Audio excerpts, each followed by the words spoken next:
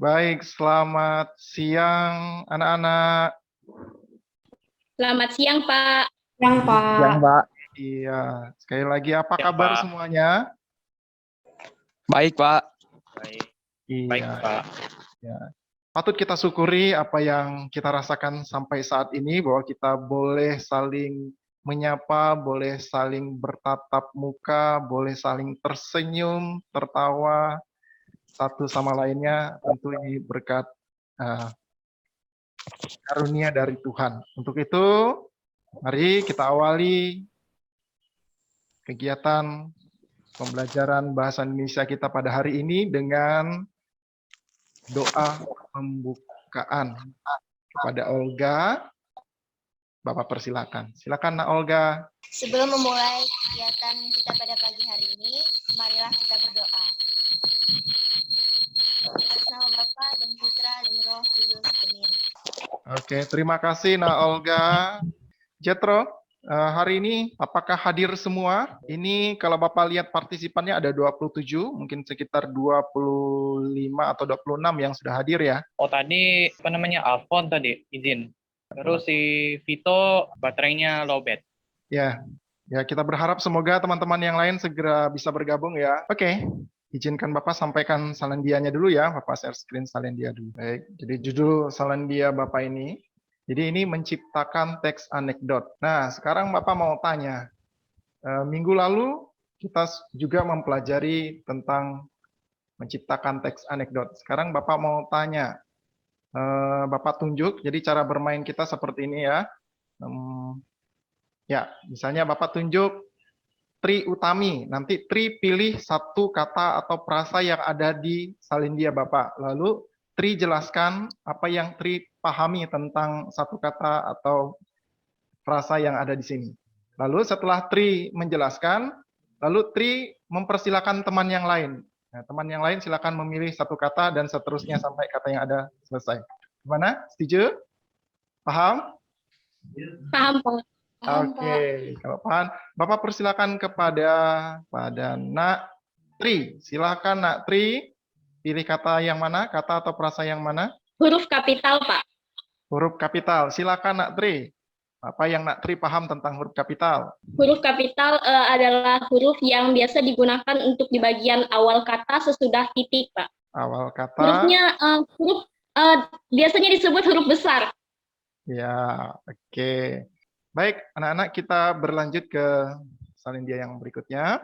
Baik, kompetensi dasarnya adalah 4.6 itu menciptakan kembali teks anekdot dengan memperhatikan struktur dan kebahasan baik lisan maupun tulis. Indikatornya, bagaimana kita mencapai kompetensi ini? Salah satu indikator ketercapaiannya membuat kembali isi teks anekdot bentuk narasi ke dalam bentuk teks dialog. Berikutnya, menampilkan kembali isi anekdot bentuk dialog secara lisan. Slide yang berikutnya, apakah nampak? Nampak, Pak. Ya, ini judulnya apa? Tujuan pembelajaran. Iya, tujuan pembelajaran. Betul. Oke, Bapak bacakan kembali ya tujuan pembelajaran kita. Jadi di tujuan pembelajaran ini kok begitu banyak ya penjabaran tentang karakter di situ. Ya, karena memang karakter itu menjadi kunci utama kesuksesan kita saat ini. Pernyataan Bapak ini sangat selaras sekali dengan apa yang disampaikan oleh tokoh nasional kita. Di sini tertulis, ya katakan, banyak hal yang bisa menjatuhkanmu, tapi satu-satunya hal yang benar-benar dapat menjatuhkanmu adalah sikapmu sendiri. Itu tadi, mengapa akhirnya karakter itu menjadi kunci utama keberhasilan dan kesuksesan kita masa ini. Oke, baik. Kita lanjut ya. Ini dia. Jadi stimulus 1, judulnya obat sakit kepala. Ini teks anekdot bentuk Narasi, Pak. Narasi. Nah, dalam bentuk narasi ya, Bapak pindah dulu. Jadi kita lihat di bagian strukturnya, abstraknya, ini tidak ada sama sekali dialog. Di bagian orientasi juga tidak ada sama Orientasi. tidak ada sama sekali dialog ya. Kita berlanjut, coba lihat yang berikutnya. Nah, di bagian krisis apakah sudah ada dialog? Belum ada, Pak. Belum ada. Kita lanjut. Di bagian reaksi apakah sudah ada dialog? Sudah. Sudah ada, Pak. Ada, Pak. Ada. Bagian koda? Bagian Di koda? koda belum ada, Pak. Di koda. Ada, Ada, itulah. Pak. Sekarang kita kita mau menonton sebuah video. Di suatu hari yang cerah, nampak 3 ekor babi kecil sedang berjalan-jalan. Ada Pupu, Jojo, dan Paporo. 3 babi kecil itu sedang mengejar ibunya. Lalu si Popo berkata, "Oh, ibu, aku ingin berjalan-jalan mengelilingi dunia." Lanjut Jojo, "Iya ibu, aku ingin seperti Popo dan Paporo. Sudah waktunya kita menjelajahi dunia yang begitu indah." sang ibu dengan bijak berkata, "Anak-anak, kamu ingin belajar dan mengelilingi dunia? Itu sangat indah sekali." Oke, sekarang Bapak kembali share screen lagi. Nah, berkaitan dengan stimulus 1, kita mau mengidentifikasi masalahnya. Bagaimana cara mengubah teks anekdot bentuk narasi ke dalam bentuk dialog. Bapak identifikasi masalah berikutnya. Baik, Bapak ingin sampaikan, kalau dia bentuk dialog, harusnya narasinya itu hanya pada bagian abstrak saja. Sedangkan bagian orientasi, krisis, reaksi, dan koda itu semuanya dalam bentuk dialog. Berarti pertanyaannya adalah, Pada bagian orientasi krisis ke dan dalam, krisis ke dalam bentuk dialog. iya, bentuk dialog. Oke. Terkait dengan video tadi, apa pertanyaannya? Menurut teman-teman, menarik tidak contoh yang disajikan oleh kakak tadi dalam video itu? Menarik, Pak. Itu pertanyaannya adalah, bagaimana cara, nah kan jadi timbul pertanyaan, oh kakak itu bisa tampil baik, bagaimana sih caranya dia bisa Oke, cukup 3 saja. Cukup 3 saja identifikasi masalahnya. Setelah kita mengidentifikasi masalah, lalu berikutnya kita akan mengumpulkan data. Jadi terkait dengan pertanyaan-pertanyaan tadi, silakan cari referensi yang sesuai dengan materi kita hari ini. Di bahan ajar di pertemuan sebelumnya sudah Bapak bagikan. Bisa dari internet juga, bisa dari buku paket. Nah, setelah kalian kumpulkan datanya, nanti di kelompok masing-masing silakan berdinamika dalam kelompoknya. Ya, kita olah data itu, silakan berdiskusi untuk memecahkan masalah, mencari solusi, menyajikan hasilnya.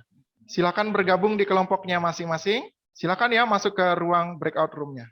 Setuju bagaimana? Gimana Olga? Sudah dapat teks stimulusnya tadi kan? Ada di grup tadi Bapak bagikan. Sudah, Pak. Iya, jadi kalian didiskusikan bagaimana caranya mengubah narasi, terutama di bagian orientasi dan krisisnya itu menjadi sebuah dialog ya. Kalau di bagian reaksi dan koda itu kan sudah ada dialognya. Tadi kan yang belum itu di bagian orientasi dan krisis. Kalau bagian abstraknya biarkan saja narasinya. Jelas ya, Petro? Baik, Pak. Oke, selamat bergabung kembali di ruang room yang besar. Baik, Charles. Bapak persilakan, Charles, untuk memandu diskusi kita kali ini. Silakan. Selamat siang, Bapak dan kawan-kawan sekalian. Pada hari ini kita akan membahas tentang diskusi kelompok yang kita bahas bersama kelompok-kelompok kita. Bagaimana mengubah teks narasi pada bagian orientasi dan krisis ke dalam bentuk dialog. Saya coba tanya ke kelompok 7. Belum ada, Pak, jawaban kami. Kalau disuruh membuat dialognya, kira-kira seperti apa kalimat dialog di bagian orientasinya itu? Kalau menurut saya, sering sekali ini iklan. Setiap 20 sekali selalu muncul iklan. Oke. Ada yang ingin melengkapi lagi? Itu kan sebenarnya coba kalian bayangkan tuh. Kakek sedang menonton film favoritnya. Lalu sering muncul iklan. Kira-kira bagaimana sih perasaan kakek itu kalau diekspresikan dengan kalimat? Tadi siapa tadi ada suara Vito kah? Ya Pak, ada Pak. Oh ya, silakan Vito mau buat kayak gimana kalimatnya? Ya elah, masa setiap 20 menit iklan terus sih? Ya kan nontonnya terganggu. Oke, lebih nampak kesal? Ada, Pak. Iya, bagus ya. Jadi seperti itu kita mengubah di bagian orientasinya ya. Jadi nanti silakan berimajinasi lebih lanjut lagi. Yuk, sekarang kita kembali ke bagian lanjut ke bagian krisisnya. Iya. Siapa yang ingin membuat dialog di bagian krisis ini? Saya Pak. Oh, Jetro, boleh. Sambil memegang kepalanya yang sakit. Aduh, kepala kakek sakit. Cuk, iya kek, ada apa? Tolong belikan kakek obat sakit kepala. Iya kek, saya keluar sebentar untuk membelinya. Sekarang kalau ada yang beri contoh lagi, boleh dengan ekspresinya ya, dengan intonasinya tadi. Lalu bermain seperti contoh kakak yang di video itu. Bisa enggak di bagian ini? Ayo. Siapa ingin mencoba? Saya. Oke, boleh silahkan. Duh, sakit kepala nih, Cuk. Beliin kakek obat dulu dong. Terus nih cucunya. Oke, Kek. Terus nih kan cucunya udah pergi beliin dan cucunya kembali. Nih, Kek, obatnya. Terus kakeknya jawab gini.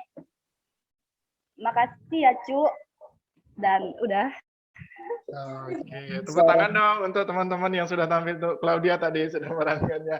Ya, boleh kasihkan jempol. Oke, sekian dari pembahasan kita. Saya ucapkan terima kasih. Kita simpulkan pembelajaran kita hari ini. Yang pertama tadi, apa yang kita dapatkan? Bagaimana caranya mengubah teks anekdot bentuk narasi ke dalam bentuk dialog? Membedakan mana kelompok langsung dan tak langsung. Kalimat langsung dengan kalimat Bukan tidak langsung. kelompok. Iya, kalimat langsung dan tak langsung. Yang kedua, Menambah beberapa dialog dan menghilangkan kalimat narasi. ada lagi yang kita dapat pelajari pada hari ini? Belajar mengekspresikan sesuatu, Pak. Iya, mengekspresikan. Bagaimana cara mengekspresikannya tadi? Apa yang harus kita lakukan? Menjiwai apa yang Anda ekspresikan, Pak. Ya, menjiwai. Itu yang ketiga ya, yang kita dapat simpulkan. Jadi tadi menjiwai. Habis itu, apa lagi? Memperhatikan tanda baca juga, Pak. Memperhatikan tanda baca. Bagus. Ada lagi? Ekspresi, Pak. Terus apa lagi?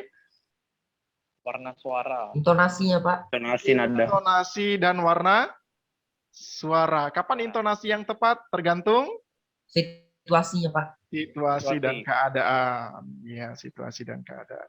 Oke, baik. Bapak pikir pembelajaran kita pada hari ini demikian. Ya. Jadi, Bapak mengucapkan banyak terima kasih kepada kita semua yang sudah berpartisipasi pada hari ini. Nanti untuk LKPD-nya, silakan kerjakan tugasnya, tugas kelompoknya yang itu tadi ya, yang stimulus 1. Jadi kalian rapikan lagi, buat dialognya yang menarik di situ. Jadi ubah teks anekdot bentuk narasi itu ke dalam bentuk dialog yang judulnya tadi obat sakit kepala. Lalu nanti tugas individunya, nah kalau ini Bapak balik. Kalau kemarin ini tugas kelompok ini menjadi tugas individu. Tugas individunya kalian membuat video, jadi masing-masing orang ini membuat video berdasarkan teks anekdot bentuk dialog yang Bapak bagikan di LKPD. LKPD yang nanti akan Bapak bagikan ya. Baik, sebelum mengakhiri kegiatan hari ini, Bapak ingin mengutip satu pernyataan yang hebat, kata bijak dari seorang tokoh bernama Nelson Mandela. Nelson Mandela. Jadi Nelson mengatakan, pendidikan adalah senjata paling mematikan di dunia. Karena dengan pendidikan, Anda dapat mengubah dunia. Jadi pesan ini sangat kuat sekali bagi kita yang sedang menempuhkan pendidikan saat ini. Banyak cerita, banyak anak yang ingin sekolah tapi tidak bisa sekolah seperti kita. Jadi bersyukurlah kita masih disekolahkan oleh orang tua, diberi kesempatan untuk menikmati pendidikan. Demikian yang dapat Bapak sampaikan. Sekali lagi, mohon maaf kalau ada kilap dan salah, baik sengaja maupun tidak sengaja. Sampai bertemu di pertemuan tatap muka terbatas hari Jumat dan Sabtu. Kita akhiri dengan doa penutup. Atas nama Bapa dan Putra dan Roh Kudus. Amin. Terima kasih Andreas, terima kasih semuanya. Sampai jumpa di pertemuan berikutnya. Oke, boleh live ya.